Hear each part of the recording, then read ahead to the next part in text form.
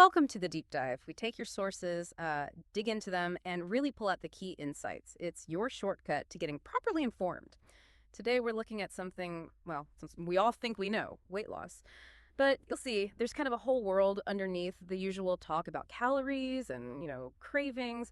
For this deep dive, we're drawing on some really interesting conversations with Dan Hollis. We've got notes from a meeting with him on semaglutide, a piece called The Story Beneath the Weight, and another one about setbacks. Our goal, really unpack what's going on when that biological hunger fades and let's call it the psychological part really kicks in. And just quickly, for anyone less familiar, semaglutide is one of those newer medications. It works with your body's hormones to help manage appetite.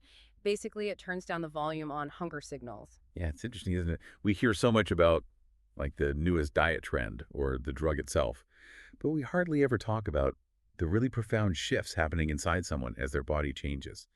So this deep dive, it isn't just about semaglutide specifically. It's more fundamental. It's about rethinking what hunger even is and, what actually happens when it's not the loudest voice demanding your attention anymore. Okay, so let's tackle that common idea first.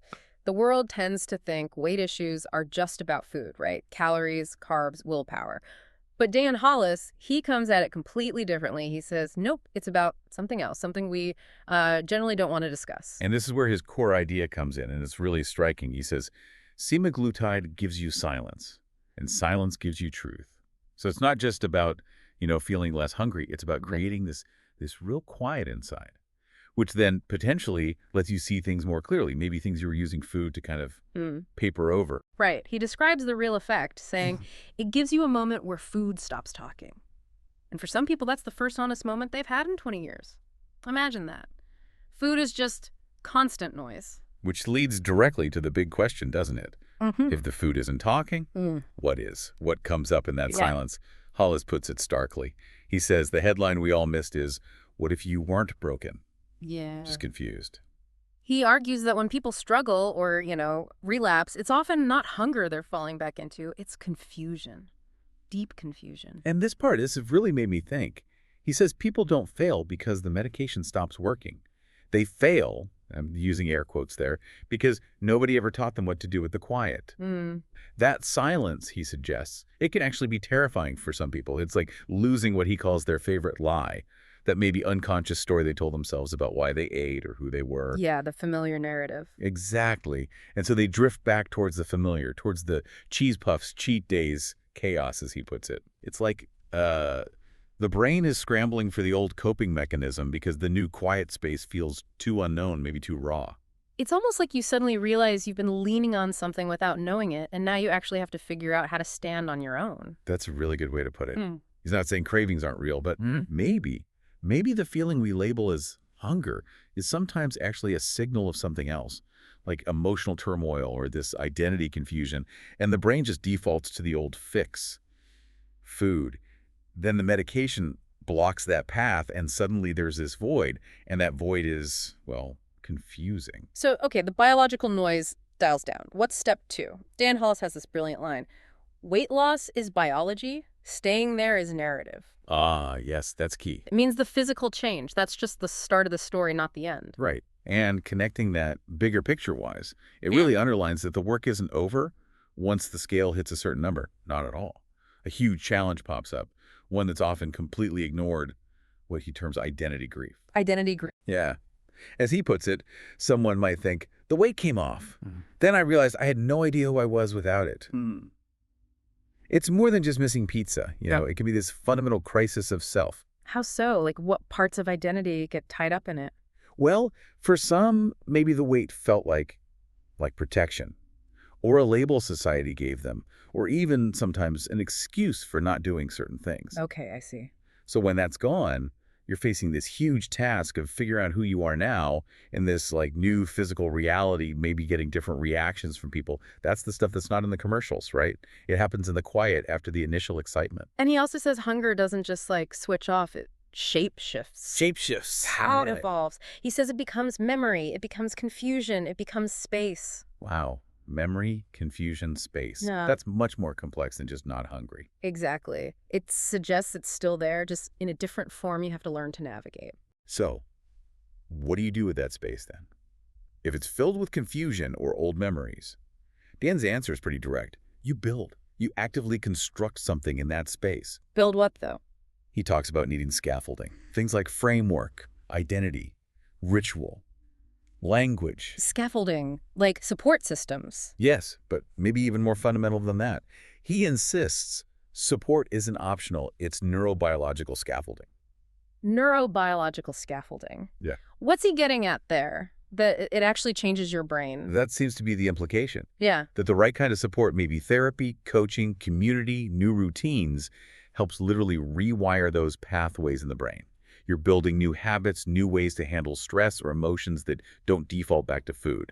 You're creating a new internal structure. Okay, that makes sense. Building new mental pathways. Precisely. And what really stands out in Dan's whole approach is his belief that the real work, it doesn't start when you take the first pill or lose the first pound. It starts, he says, when you stop needing food to explain your feelings. He puts it bluntly. When the cravings stop, the truth begins. It's about consciously choosing what fills that quiet. Okay, but what about the inevitable bumps in the road? Setbacks happen. How does this framework handle that? We usually see it as failure. Right, that's the default. But Dan offers this completely different and honestly much kinder perspective. He loops back to his earlier point. Most people don't relapse into hunger. They relapse into confusion. Okay, so if it's confusion, not failure, how should we look at those moments? He reframes them entirely. He says setbacks are predictable, not shameful. They're just moments where your body and brain are kind of testing the old pathways, trying to figure things out, signals that, hey, you're human. Not signs of being weak or lazy. Exactly. It's a cue to pause and get curious, not to beat yourself up. I like that. He also uses this image, not a straight line, but a spiral staircase. You might feel like you're revisiting the same issues, going in circles, but actually you're still ascending, still making progress overall. That's a great visual. It acknowledges the feeling of repetition, but reframes it as upward movement. Yeah, and he stresses, fast results don't mean lasting results. Pacing is protection. And if you hit a plateau, that's not you failing either. It's your body catching up, maybe your metabolism asking for grace. Asking for grace. I really like that phrasing. It's about working with your body, not against it. So what if those old specific cravings do pop up again? Is the medication failing then? Not according to Dan. He'd say that's not weakness, it's memory. Just an old neural path lit up, asking if it still mattered. Like the brain is just checking, hey, remember this route, still relevant. Exactly. It doesn't mean the medication failed. It means the story, that narrative we talked about, the one you're telling yourself, might still need some work, some updating. Okay, so how do you use that moment then, instead of just giving in or feeling bad? This is where it gets really practical and I think empowering. He teaches you to use that space, that quiet the medication might provide, to turn the setback into a series of questions. Not a judgment. Right?